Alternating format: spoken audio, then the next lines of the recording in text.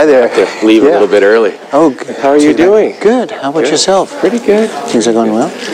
Things are busy. Yeah. Bilingual assessment service here that keeps us on our toes. Yeah, I can imagine that that's a pretty big service. Right? Yeah. I'm hoping to get my feet back in research a little bit more. Yeah. So is it locally that you're doing this? Here at UCLA. I know that. Within the Department of Psychiatry. Yeah. But do you have like satellite clinics where you do this, or is it? It's all here. It's all here. We're hoping to get a little bit more embedded within the community because we have patients that take like 4 buses to get here. That's what I was wondering. Yeah. Because it's hard. Because a lot of the transportation it gets pretty nasty. Yeah. But do you enjoy being here? It's an interesting environment. Academic medicine. The focus is shifting. Thanks for your question yesterday. Sure, thank you for coming also. Thank you. Hey, good to see you. Good to Mike. And the community medicine focus is I think coming. Yeah. So where are you now? I'm in Tulsa, Oklahoma. Oh, thank you. Mm-hmm. How do you like it out there? Well, right now I probably would much rather be here because I called my wife this morning and it was 16 degrees. So oh my. Yeah. So this is probably January and February is probably not the best time to to kind of go and visit California. Although we still have our place here. So we actually, down in San Diego. Yeah. So I still am going back, and my oldest one is still there. Okay. And so we're going back and forth as often as I can. Not as often as I would like to, but You keep in touch with the guys from your lab, Justin, Alan, and all those guys. Exactly. Actually, well, the funny thing is that and I do teach. I teach a grant writing class at UCSD, so that gives me an opportunity to come back and do a little bit of And in fact, actually, I'm still doing some projects together with Alan and trying to kind of and I work with Susan Tapert still and Murray. So it's hard. I mean, if you've been there as long as I've been, it's kind of hard to. It's part of your roots, right? I mean, it's a hard tangled up, right? When vines develop together, it's hard to take them apart. So. That is certainly true. If you want to keep them alive. Do you live close by here? We're down in Culver City, so not far at all. Yeah. So it's not too bad. Not too bad. Yeah, and my wife is working on a master's down at Cal State Long Beach. So it's in the direction of the commute is right for her, and the distance is good for me. So. Do you have to get on the highway at all, or do you get surface? I can go one of 2 ways, depending on what I see. Yeah, well, that's what I was wondering earlier, because I'm taking off this afternoon, and I want to get out before the traffic gets bad, right? Oh, to the airport? Sepulveda might work, but usually, what time are you leaving? About 1:30. Oh, yeah. The freeway will be fine. Actually, it's kind of funny. I came in Sunday after the Super Bowl, and everybody, I think, was still a little hungover by the Super Bowl. So there was no traffic at all. So I've had the non-LA experience when it comes to traffic this time around. If you're dropping off a car, I was going to say, if you get off on before the airport. Yeah, I'm just going to Uber. Oh, you're Uber? Yeah. You were saying, sorry, I cut you off. I did. So a couple of years ago, I was coming here, and I was talking. I think I was meeting with Emmer and Meyer, and then I was going back in the afternoon, driving back to San Diego, and it was such an aversive experience that I said I'll never drive back because literally the traffic was stop and go from here all the way past Oceanside, right? And it kind of really gets to you, right? Where the horse races usually just grinds to a halt there. Oh, that's true. Yeah. The Del Mar Fairgrounds. Yeah. So that's the one nice thing is we don't have. It's actually kind of strange because when I first moved to Tulsa, we would go downtown and I would just park anywhere, right? And you feel like, what? It's like you would feel like, oh my God, I can just park, and there were parking spots everywhere. Right. So things are so much easier, right? You don't have to worry about. So that's a good thing. I miss a little bit of the sunshine, I'm sure. Yeah. Although we do get lots of things, we just have real seasons. You have real seasons, yeah. But it actually is Oklahoma, because it's southern plains, actually gets more than 300 days of sun. So that actually is pretty Culture, decent. arts. Yeah. Well, we have the Woody Guthrie Center, and the Bob Dylan Library will be built in Tulsa. Okay. Yeah. So there's a bit of a counterculture there, but by and large, it's actually really interesting, and so we have a very quickly growing Latino community in Tulsa, but there's quite a bit of upheaval now with the administration. Because there's a lot of first generation folks that are concerned about it. But by 2020, there'll be more first grade Latinos than there will be whites in Oklahoma. In Tulsa. Wow. Yeah. Well, we're there here. Yeah. I've been for a few years in LA. I mean, it's incredible. And the funny thing is, we just met with a politician, which is almost unbelievable. Oklahoma is likely to vote for medicinal cannabis in the fall, which is really interesting. I didn't think that would happen because they're so damn conservative. Right. But so it's. I don't think the recreational will come anytime soon. No, but the medicinal, that's a big step forward. Well, you look great. You haven't aged a bit. It's the ring. It's the ring. It's the ring. So no, I still bike a lot. So so that I think that's keeps me in shape. About you. So I kind of even in the Tulsa area, it's actually a pretty active biking community. Okay. So I like kind of go out there over the weekend and do longer bike rides. Have you enjoyed your visit with us here? Yeah. It's been good, short, but interesting, but pretty folks. good. Yeah. It's an interesting thing. Well, good to see you. Good to see you. Thanks for coming by. Yeah. You ready? Yep.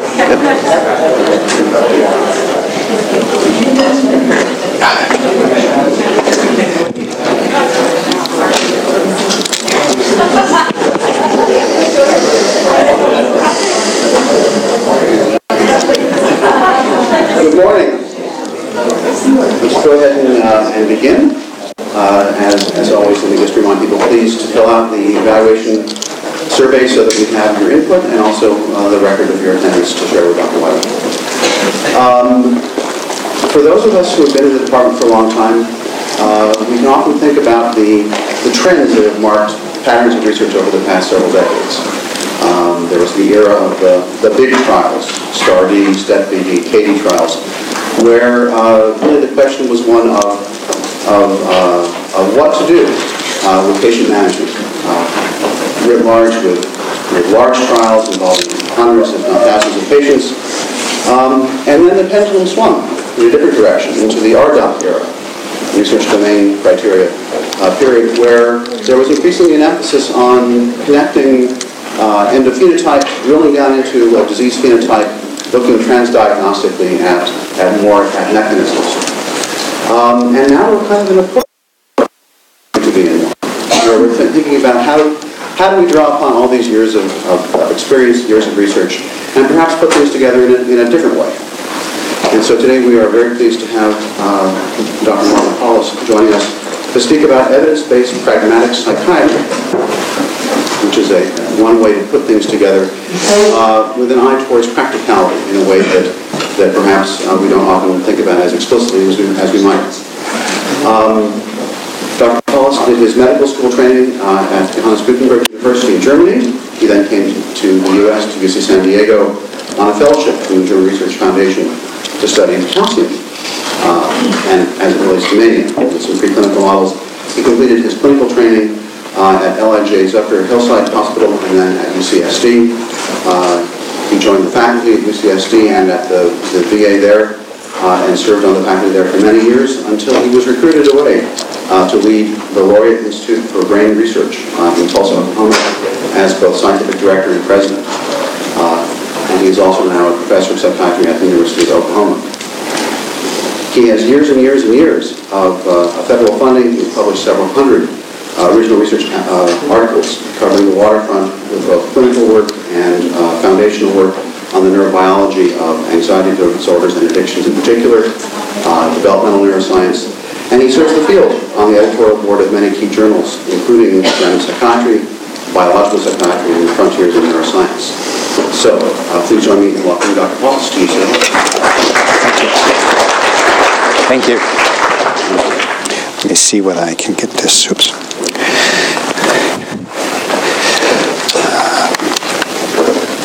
Okay. Hopefully this will work. Well, thank you very much, Ian, for inviting me out here. It's been a fantastic couple of days, and give you a couple of examples of how this might actually work in practice. These are just my disclosures, and it's only that I have some royalties from Up to Date, and then I have grant support from NIH. So let me give you a brief outline. I think I want to highlight the urgent need for new discoveries in psychiatry, and I'll make the case for depression. I'll show you a couple of data. It's not our data. And then I want to highlight a couple of what I would consider barriers, and these are sort of my personal pet peeves right now. And I will then show you two examples of work that I've been part of computational psychiatry, and I'll make the case for computational psychiatry. And then I'll also outline how this might actually move forward and how this might eventually, hopefully, change the field. So let me start out with the mental health challenge, and I'm going to tell you a few things here that probably most of you already know. So I will probably go through this rather quickly, but I think it's worth remembering. So, and I showed this graph yesterday at a seminar. This is one of, I would say, one of the most amazing graphs that keeps reminding me how important it is that we come up with better treatment, better diagnosis, better treatments for mood and anxiety disorders. This is a paper that was published in 2013 as part of the Global Burden of Disease study. And what it shows is on the x-axis, it shows the different ages of the participants, and on the y-axis, it shows the estimated disability-adjusted life years, which is a measure of how disabling medical conditions are. And the advantage of DALYs is that you can actually compare conditions such as strokes, heart attacks, infectious disease. Really, depression is a disabling condition. It's disabling across the entire span. It starts early. It goes till the very late ages. And it really is a global a problem, and I'll show you a couple of slides in just a moment. Just a couple of other things. This is anxiety disorders here. This is substance use disorders. Schizophrenia is here. Obviously, schizophrenia is an individually very disabling disorder. But because of its prevalence, it doesn't quite have the impact that a disease like depression has. And this is also now is even slightly older study yet, but it shows that basically in terms of the trends, that depression is is having more of an impact worldwide and will have more of an impact in the future. So this is either putting unipolar major depression as number 1 and number 2 in terms of number 2 and number 3 in terms of worldwide rank of DALYs. And what's interesting here, among the developing regions, unipolar major depression is actually one of the major causes of disability-adjusted life years. So in terms of how do we understand this? Well, it's clear that on an individual level, the cost, here's a breakdown of indirect and direct costs, may not be that tremendous. But because there are so many people suffering from mood disorders, the overall costs are staggering. In fact, it's estimated that essentially the direct cost, which is sort of inpatient, outpatient prescriptions and emergency disorders, basically dwarfed by the additional cost, which has to do with comorbidities, direct comorbidities, then workplace-related problems, and obviously unemployment, things of that nature, and then obviously not to minimize suicide-related costs. So the global economic impact of depression is quite dramatic, so much so that it is estimated that by 2030, the total worldwide cost will come to about $6 billion worldwide.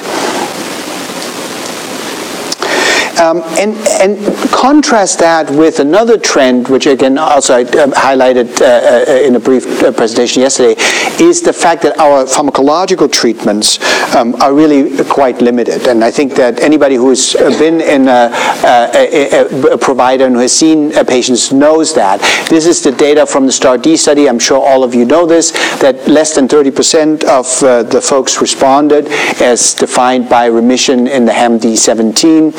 And that this response rate, this remission rate, gets even lower after repeated treatments. So we really are in dire needs for new treatments.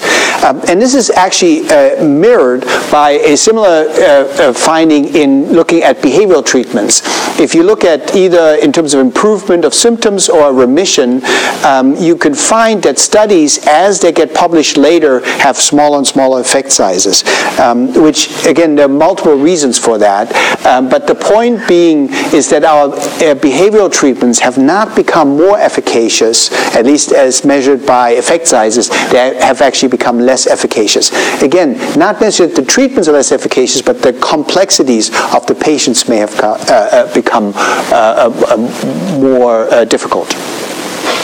So that's sort of the background. So that's where we are, and I think that I show this because I think if you obviously you have one of the premier academic departments in the country, and I think everybody who is academically inclined should be driven to want to improve the situation and should try to really find ways of making things better for people with depression and other mental health diseases.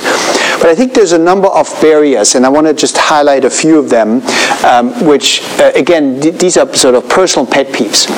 I think one of the things that we are, and I see this a lot because, again, as my job as the reviewing editor at JAMA Psychiatry, we're still very much focused on case control studies.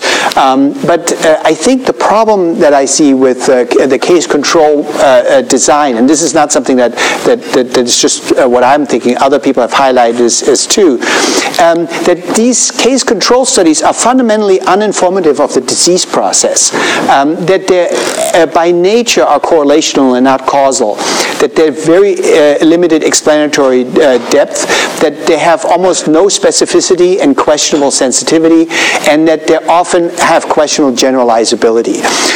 And so when we are looking at our sort of academic output, many studies that we see are still based on the case control design. So the question then, of course, is what are potential alternatives? And the issue here is also, it's interesting that even Tom Insel's view of the world, which is sort of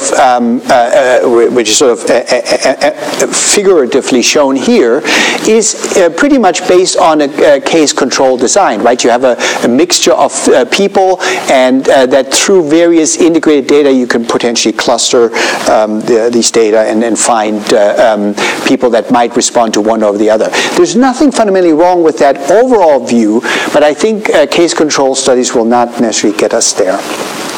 The other issue, and I think this is something that has also been highlighted, particularly in psychology and neuroscience, is that our measurements, that we have been too lax with understanding what are the measurement characteristics of the tests that we're doing. So again, I want to highlight the issue that we have too few test-retest studies. And so one way of trying to push is that if you're interested in a new measurement in a new process, the first thing you should really do is think about doing a test-retest study, trying to make test-retest sexy again.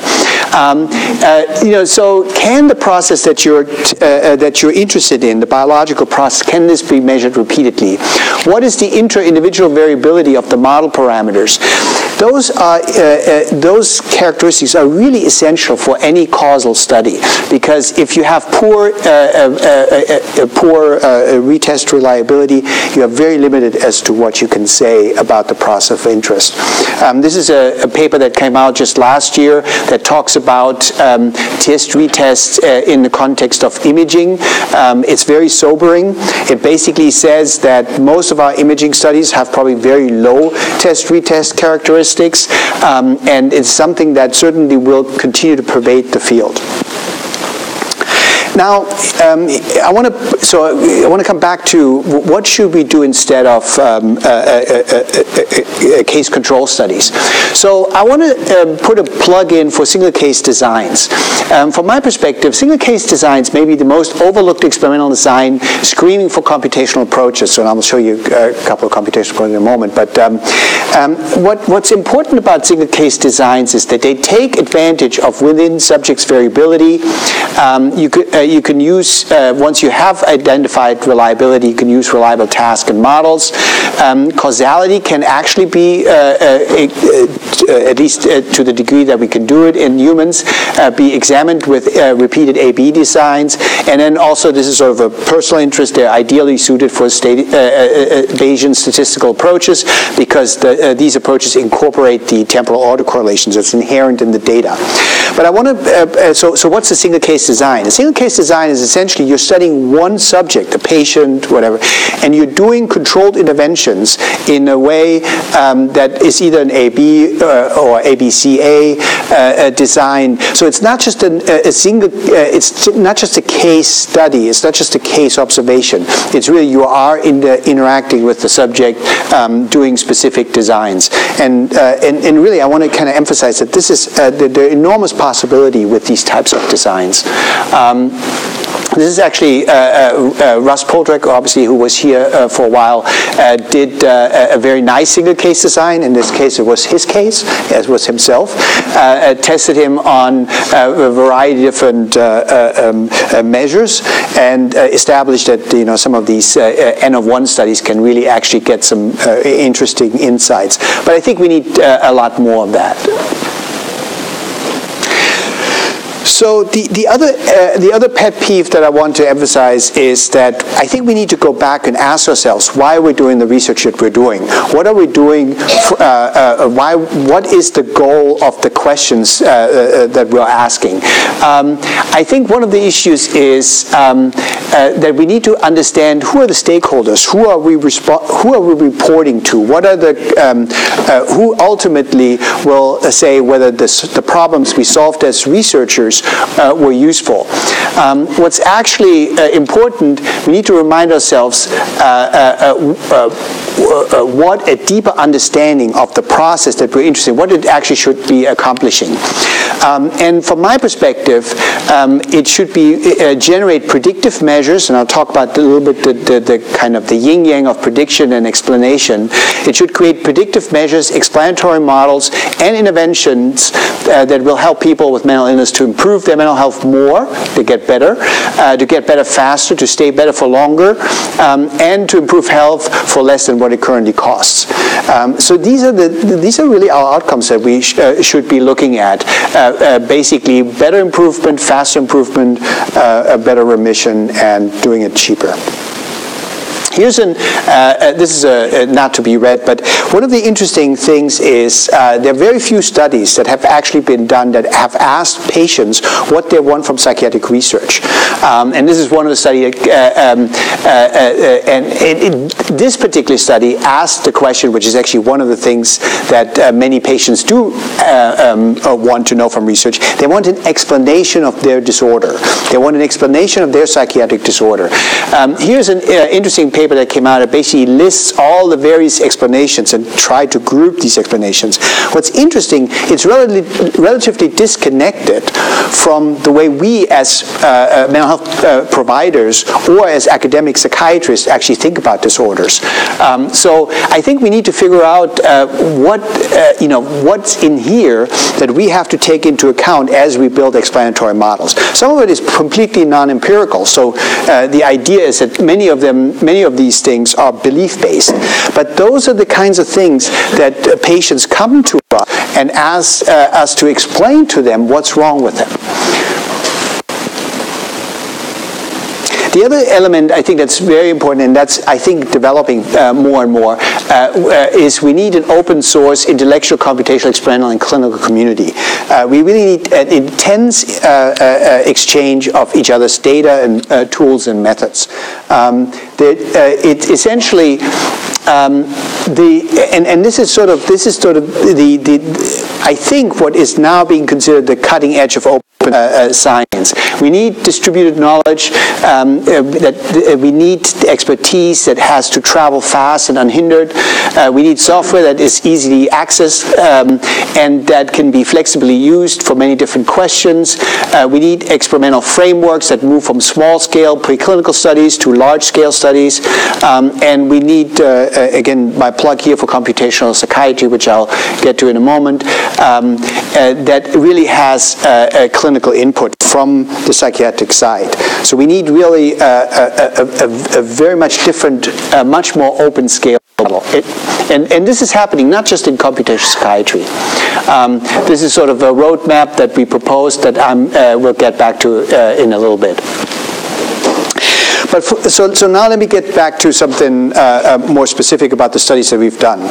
So I've been interested in prediction for quite some time, and that came from initial studies we did over 10 years ago, where it looked like that maybe imaging could be used in a predictive way for outcomes. But in the meantime, I've kind of, when you do these things for a number of years, you realize how difficult it is. And I will tell you a little bit about the difficulties. And so I always show this. It's difficult to make predictions, especially about the future. And interestingly enough, even that simple quote has been attributed to a bunch of different people. So I can't even predict what the predictive quote is from. But so what has helped me over the last few years, and maybe many of you are already stooped into this, is sort of base view of the world. So I'm going to give you my base view of the world in a hopefully at least mathematical framework. So I will show you some formulas, but I won't. So the first thing about, you have to think of base as an iterative process. And you start out with certain expectations that you have about the world. So I like to ride my bicycle. I ride quite a distance over the weekend, and I ride out in rural parts now of Oklahoma. I used to ride in rural parts of San Diego, and I have a little mirror on my helmet. And when I basically look through my little mirror on my helmet, I see cars coming by that are passing me, and I have an expectation based on the make of the car, the type of the car, how close they might be getting to me, right? So that's sort of my prior distribution. So you can think of a big SUV or a Honda Prius or a school bus, and you have certain expectations. That's basically your prior probability of the world. How close will this person be to me? Then you basically observe the evidence. You actually observe what's going to happen. How close is the person actually going to come to you? And I have to tell you a funny story about this, actually, because you would think that school buses will give you plenty of space. I tell you, it continues to create a lot of prediction error for me, because I see a school bus coming by, and I think they should know, to be careful. But it turns out that school buses are one of the most dangerous vehicles on the road. But that's basically basically that's the evidence, and essentially it's evaluated, and this is where I come back to the relative to your prior expectation. So it goes in the opposite direction. Sometimes you see a big SUV and you already get a little tense, and then the big SUV gives you plenty of space, and in this case you're really relieved, and you are surprised that the person actually gave you that space. So our evidence is always evaluated with respect to our prior belief system, and then we modify this to give us essentially our new updated view of the world, and that's the posterior probability. So really all you have to know is that from a base perspective, you start out with a prior view, you update it with the evidence, and then you get you a new view of the world. And so this is a very useful concept because essentially it makes it immediately clear what you're trying to do. The more you can modulate the prior probability with the evidence, the better your posterior and the better your prediction. And so this has been long, I mean, this has been around for some time. Fagin's nomogram has tried to put this into sort of a graphical view. This is essentially Fagin's nomogram, and what you see here is exactly what I just told you. You see the prior probability on the left-hand side, you see the posterior probability on the right-hand side, and in the middle here, it's called the likelihood ratio. It's basically the evidence.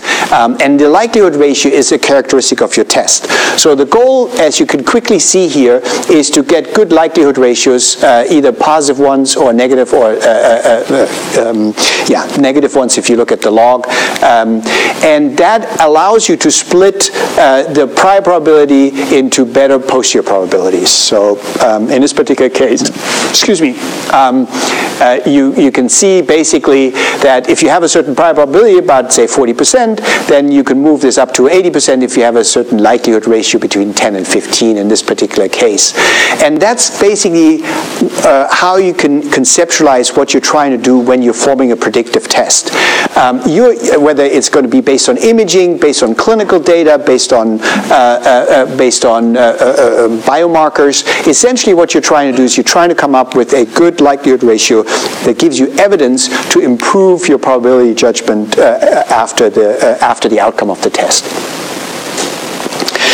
So before I get to the specific study, one more step in terms of what is computational psychiatry, because people have been asking this, and many of you in this room may already know this, but I'm going to just briefly review this. So the old approach, which is still okay, there's nothing wrong with it, is essentially you may have been recording a behavior, and you may have been recording, say, an imaging study, and then what you do is you relate these two things through a correlation or through a statistical process. You basically form a statistical model implicitly, but you basically are saying, okay, how is this behavior related to this brain process? In the computational approach, what you're doing is you're doing essentially very similar things. You basically have you record a behavior, and now though what you're doing is you're putting in between a model, and a model is essentially something that helps you to understand the process of what might be going on in the behavior. And I'll tell you, particularly for the stop signal test in a moment, what I actually mean by that. But you're testing then explicitly whether your model that you're creating is actually finds a representation in the brain, and whether the changes that you're seeing in the brain can be related back to the behavior. The reason why this is useful is because you can instantiate in your model what you think, how actually the behavior is occurring. You can explicitly test, is my idea of how I think that this process is actually occurring, is it true? Is it conforming to what I'm observing, or is it not conforming to what I'm observing? So this gives you a much more direct way of testing your specific question of, say for example, do I pay attention to the wrong stimuli when I inhibit certain behaviors? You can explicitly put this in a model and ask the question, does the evidence that I get from the collected data really bear out that this model is true or not? So now I want to show you two data sets where I think it can be you can make a reasonable case that a computational model is actually useful. The first, I've done work for some time now with Katja Harle, who is a postdoc with me. She's now a junior investigator at UCSD, and we were interested in extending the work that we've been doing for some time in trying to predict relapse in a group of people with substance use disorder. So just to kind of remind ourselves that stimulant use is still a significant problem. We know that, now when we talk about stimulants, in our case, we talk about cocaine, methamphetamine, and amphetamines. We know that a significant number of people try stimulants. We also know that only about 1 to 3% of them actually develop stimulants dependence, or now stimulants use disorders. And the unfortunate part of this is that more than 50% will relapse within the first year of abstinence. And of course, we have a fairly good understanding molecularly what these stimulants actually do to the brain. This is essentially, this goes up to 2008. The numbers have been fairly steady. They've been dwarfed now, obviously, by the opioid situation, but there's still a significant number of people with methamphetamine use disorders. This is the survival curve that I think is actually quite sobering, no pun intended. What you show here, what Brecht and colleagues show here is the survival curve of staying abstinent after the decision to quit methamphetamine. And what you see on the x-axis here is months, and on the y-axis probability still abstinent. And you can see this huge decline that within, again, the first 12 months, you basically have less than 50% of people still being abstinent from methamphetamine. Now, what's interesting about this whole curve, of course, is that one of the things is that a lot of folks relapse very early, about 26%, and then you have this protracted relapse of another about 25% over the next 12 months. You know, on a large scale, we know that, again, the predictors of relapse are such that parental drug use and having sold methamphetamine, these are increase the likelihood that you will relapse. Some protective factors, no serious life events, more months in the index episode participating in self-help groups. Some of these are fairly obvious. The problem with all of these factors is that they're not sufficiently specific to allow us to make individual relapse predictions, and that's sort of what we've been trying to do. So for this particular study, this was a study that was followed on our initial studies. We wanted to use whether we could use computational approaches to build more precise models, functional neuroimaging, and behavioral and clinical variables to generate robust predictor of relapse in methamphetamine use. This is the stop signal task. Again, a number of you might be familiar with this task. Basically what it is, you're very quickly responding either to an X or an O with left or right button push, and then with a certain delay, you hear a tone. And when you hear that tone, you're supposed to not press the button. So basically, that tone signals to you, do not press the button. Now, the devious aspect of this task is that you're presenting this tone at various stimulus onset asynchronies, meaning you're presenting the tone either right when you see the X or, say, 500 milliseconds after you see the X. As a consequence, when you present it right away, it's relatively easy to hold yourself back. The stop process can overcome the go process. But when I present it to you at roughly your average response latency, then it's impossible to hold yourself back. So it's sort of a parametric version of the stop signal task. So now we combined this with a computational model that was developed by Angela Yu and when she was working with Jonathan Cohen, and this is called the dynamic Bayesian modeling. The idea is that there are two processes that underlie the decision making. One is that you have Bayesian inference, and by now you kind of have a sense of what Bayesian inference is. You basically basically learn about the state of the world, and then you basically select actions based on some policies. And I'll show you exactly what those are in a moment. So we use this particular model, and in a very specific instance for stop signal task, what you are actually estimating is the probability that you will encounter a stop signal.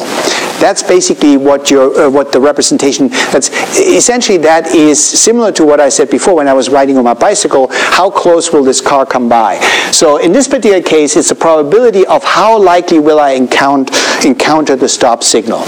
And then what happens, of course, is based on the evidence, whether you are getting a stop or not stop trial, you update your that probability based on the Bayesian updating formula. So in this particular case, for example, you had, say, a 30% probability that there might be a stop signal, but there wasn't. So you had a certain Bayesian prediction error. Now that could be signed, in which case it has essentially the direction associated with it, or it could be unsigned, in which case it basically just is the degree of overall surprise, is the way that Katja describes it. And then based on this now, you're adjusting your new probability to a lower probability of encountering stop signal, and then say you do encounter a stop signal, in which case now you have a large prediction error, and then you adjust your stop signal again based on that. So you can see that the critical variable here in this model is really the continued representation of that probability to stop. This was our study population. We looked at essentially roughly 48 individuals, 19 relapsed, 39 stayed sober. This particular case, I have to say, this is a particular population. So the population that we sampled were folks that were in treatment programs that had to be sober for at least 3 to 4 weeks already. So you can see that first cut, that really strong decline of sobriety or abstinence was already overcome. That's why our relapse rates are actually lower than what you see in the survival curve. So what Katja did, she basically used a number of different machine learning tools, and I'm not going to go too much into the detail of the process here, but the point is, and this is sort of what the other part of doing prediction that is difficult, is you have to actually be quite sophisticated in how you are sampling your data, how you are validating whether your model that you're generating is truly robust. There are lots of traps that you can fall into in terms of building the model and validating the model. So basically, this sort of walks through this a little bit. We labeled the individuals as relapses or non-relapses. We did a five-fold cross-validated logistic regression predicting relapse status with the variables that I will tell you about. And then we do a variety of different internal cross-validations to see whether this is really robust. And then we even do further cross-validations on the brain level. So the point here is that it's a multi-step process, and this multi-step process is worth a more extended discussion. But it's important to understand that when you see publications with very high accuracy predictions, I would be very careful and really look whether some of these validation procedures have been conducted appropriately. What Katja found, and this is really interesting, is that whereas those individuals that did not relapse, the abstainers here, those who did relapse showed a greater basically Bayesian greater activation to the Bayesian unsigned prediction error, or greater activation to the signed prediction error. In other words, they were more surprised by the fact that there was a stop signal coming up. The interesting element of that is that was very widespread. So the idea here is that whereas the abstainers performing a very relatively accurate model, minimizing the prediction error, the relapsers were not able to form an accurate internal model of the upcoming inhibition and would therefore show greater brain activity to surprise. Now, when we did this and we basically looked at the prediction accuracy, what we found is here's particularly the nomogram that we were able to sufficiently differentiate the relapses from the non-relapses and make reasonable clinical predictions. So the full model had an area under curve of 0.88. The most significant predictor was within the inferior frontal gyrus, and the characteristics of the prediction was such that you were about 5 times more likely to relapse if you had, at a cut point, a positive test, in other words, where you did not build the model versus when you did build the model. So this is definitely better than what we can do clinically, but it's still, I would say it's probably okay and usable, but it's not that you could say to each individual person, you're going to relapse, you're not going to relapse. So what we found here is that larger trials deactivation to unsigned prediction errors, that's a surprise, basically showed differentiate relapses from non-relapsers. And weaker neural responses to sign prediction error in various areas of the brain together provided a robust model of relapse. And so again, one way to think about it is that methamphetamine-dependent individuals more likely to relapse have a less well-developed internal model of the environment and are less efficient in updating this model when presented with new information. And so the reason why this is now useful, we now go beyond just a descriptive model to a generative model. And we can see whether these processes, this internal surprise and the updating, is actually something that can be modified. And that's what Katja is working on now. The second example of a computational process I wanted to highlight is a focus on anxious individuals. So this work that I did with Wei Hong, who's now at Apple. She was a postdoc with me in Tulsa. So the background to this comes from work that's been done by Michael Browning and Sonia Bishop in England. And what they were able to show is that anxious individuals have difficulty learning the causal statistic of aversive environments. So what does that mean?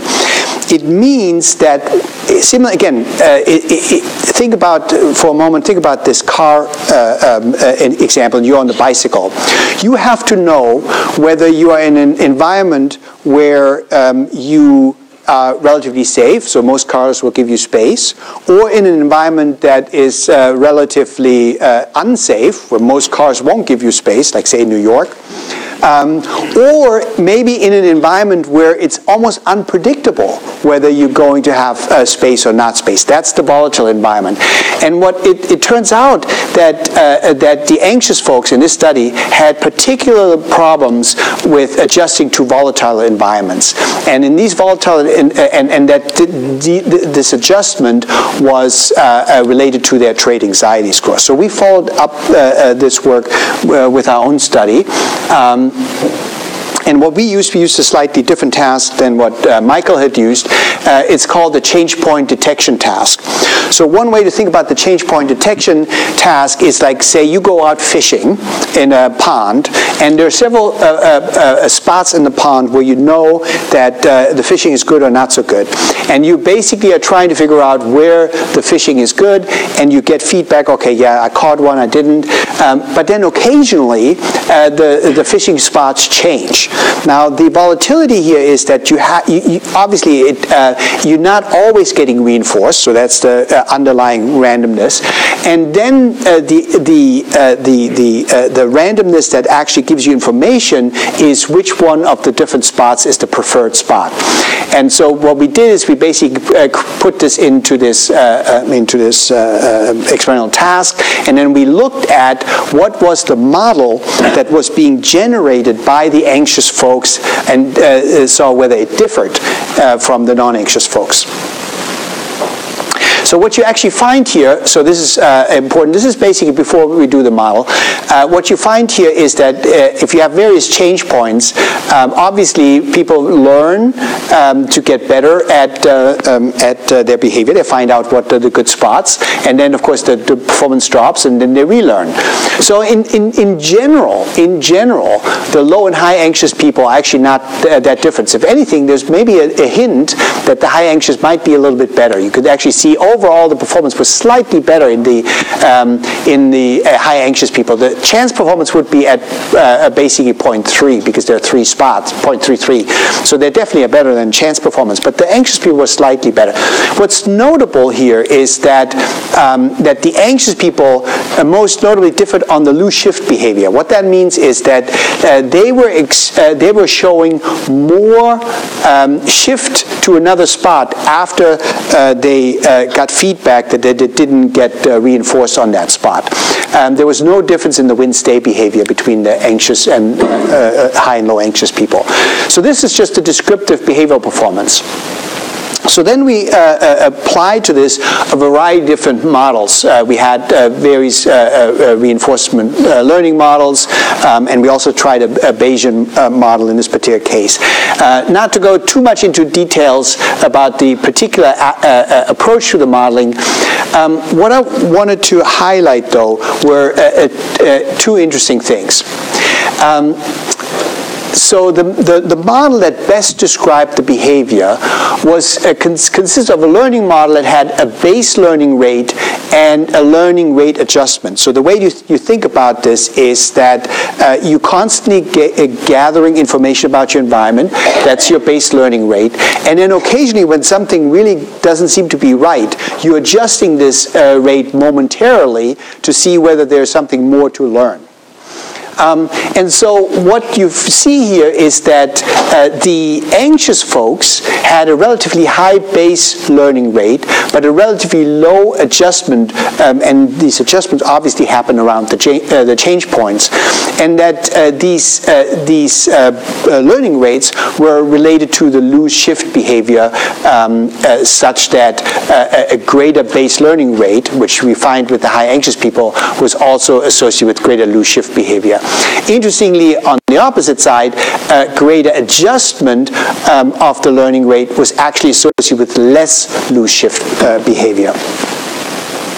And so what we also found is that essentially this behavior, if anything, got worse over time. So this is actually the graph that I wanted to point out the most.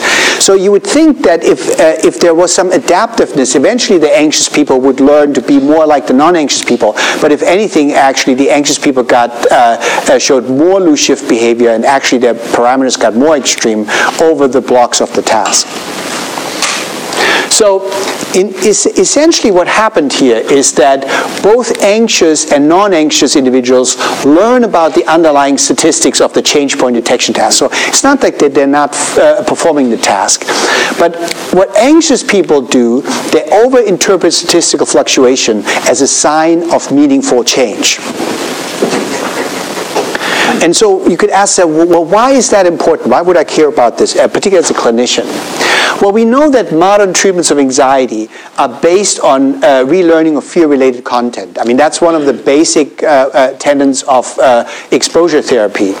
And so in a sense, if they're not learning appropriately to negative outcomes, then clearly we need to do something to help folks develop better relearning strategies. So obviously, we need new behavioral or pharmacological strategies for anxious individuals that do not learn appropriately. Actually, we're working on some of these strategies. What's neat about the computational approach in this context is that while we can descriptively say, yes, the anxious people engaged in more loose shift behavior, with the computational approach, we were able to precisely say what is the dysfunctional process. It lets us quantify the degree of learning dysfunction, and it also eventually let us quantify what we need to do to correct it. So lastly, I just want to put a plug in for applied computational psychiatry, because I do think that this is something that will likely be an important direction in our field. So what are we trying to accomplish with computational psychiatry?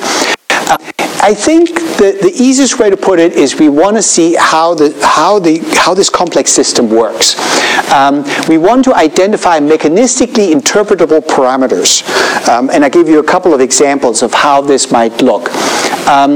And the other thing is we want to use those models to integrate measures across units of analysis. I had sort of yesterday during the seminar, I was talking about how difficult the problem really is to integrate across units of analysis. But what I mean by that is to truly relate behavior and imaging and molecular or genetic markers into one model.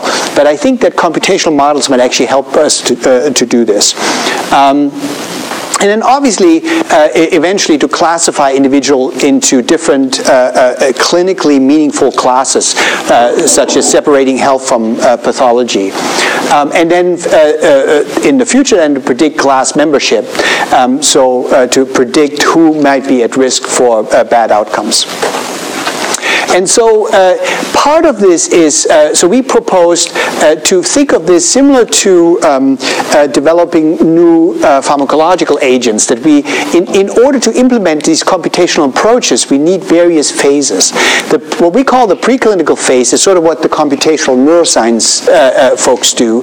They identify for us the probes, the measures, the models, and the interventions. And then where we are mostly located is really in this early phase study. But we also are starting to form consortia among various computational groups to eventually get to these larger phase 2, phase 3 type studies where we need to really test whether these computational models are actually useful. So that's basically this stepwise approach to identify the probe, to establish the reliability. A lot of this really both model reliability and measure reliability. And then to establish, obviously target engagement, to eventually establish clinical efficacy, and even for predictive tests. Even for predictive tests, ultimately you're going to need an RCT to be able to say, is this information that I'm providing to the clinician, is this information actually useful for the clinician? And then obviously to do this on a much broader scale. The FDA has a fairly well-described pathway for developing various types of biomarkers, and a lot of this is along these lines. So I want to thank you for your attention, and hopefully this was useful, and very happy to take any questions. Thank you.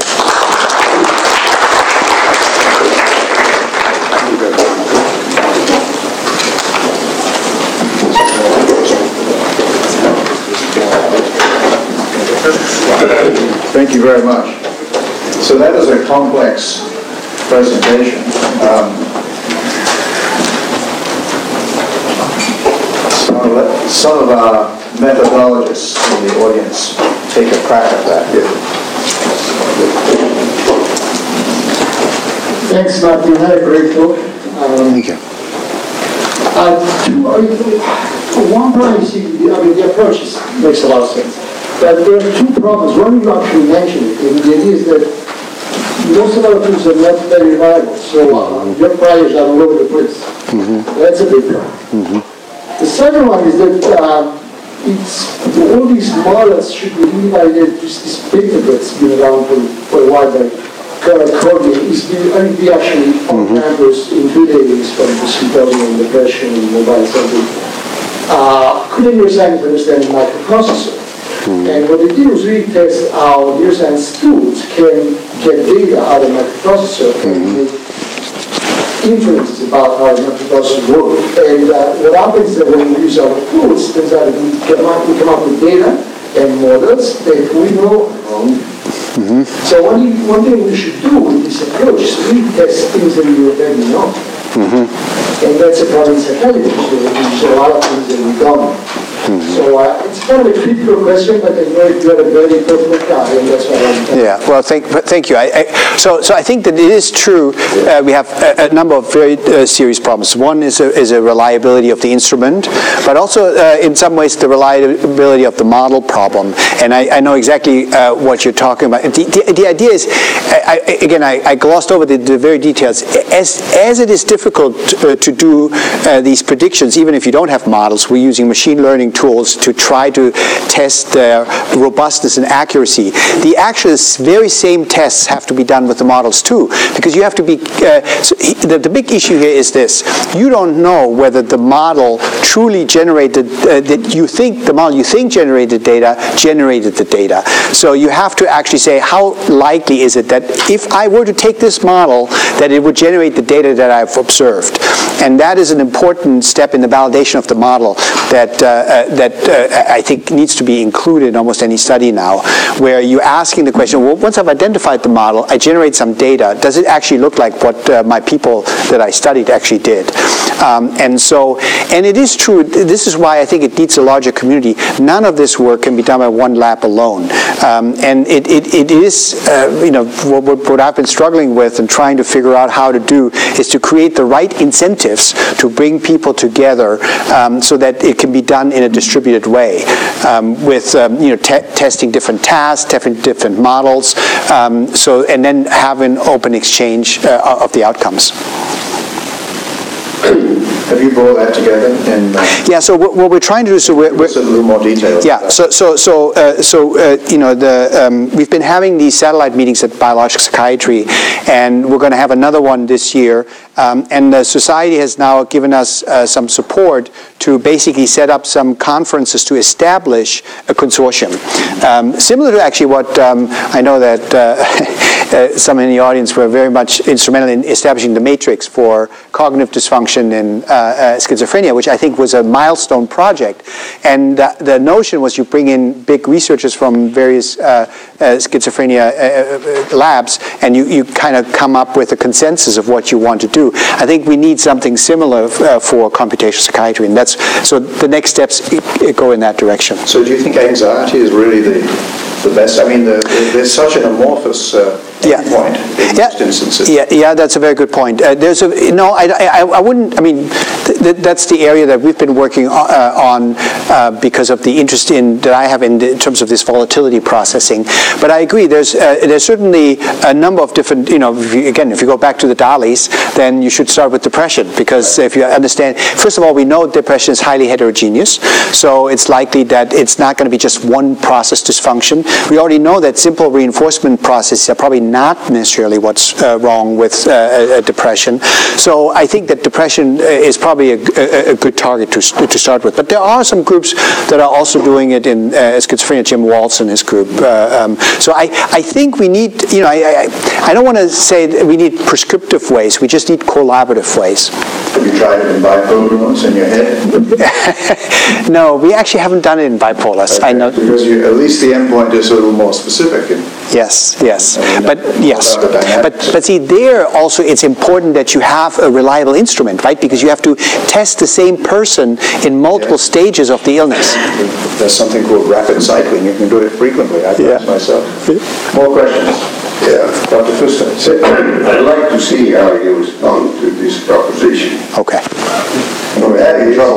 Good clinical practice, psychiatric practice, is based on Bayesian statistics, unconsciously Yeah, that's actually, it's very interesting that you bring this up. So intuitively, I agree with that, and because obviously that is what we do as clinicians. We see a patient not in the isolate, but we see the patient with the background of all the prior information, and we do these implicit Bayesian computations of, is it a male, is it a female, is it old, is he young, does he work, does he not work, does he have friends, does he not friends, what are the hobbies? All of these things form these very complex multidimensional prior probability functions. And then you're right, we see the evidence of what the person presents with us, and likely we're also updating. Now the issue here is, I actually had this discussion with Ron Kessler. One of the big problems that we have is that we have far too few very good mental health providers, and we have too many people with mental health problems. So the point is, can we somehow make this implicit process explicit so we can generate computational providers? I mean, this sounds a little far-fetched, but the idea is that can we use computational models to potentially mimic what a really good clinician is doing? That's what we do in the residency programs. Yes. I mean, seriously, it's a continuous, repeated exactly. Evaluation, which we hope gets slowly better. Yeah. Which is so they're following your lead. Yeah, except that we still don't have enough people. See, and what's interesting, again, this is Ron Kessler saying that 70% of all mental health care is provided by people with high school education or less. So we have we have that problem as well. Thank you. Thank you for that question. Yes, sir. John. I just wondered if you could put your idea of computational psychiatry into the framework that I know best, which is the one that Peter Diane, for example, has enunciated. Well, so what Peter has been doing is looking at very specific computational processes. See, so a person like Peter is a generator. He's a generator of different models and different processes that we can then test in the clinical population. So, for example, Angela worked with Peter, and a lot of the Bayesian updating ideas come from Peter's models. The problem that I see is we also need to bring the clinicians in to actually address what are the best problems to solve. Because what I find is a little disheartening is that the computational people, not too surprisingly, they want everything to be generic. They want to say, okay, schizophrenics do this and healthy people do that, or depressed people do this and non-depressed people do that. And the truth of the matter is, I think clinically it's just much more complicated. So I think that people like Peter are very, very critical in the field in bringing new models and new ideas in, but we need to have the clinical input to say, well, what do we see clinically, and how do we split these groups, and how do we look at these various problems? Thank you. Thank you very much. Thanks for sticking around. How's my friend? He left us about 2 years ago to come work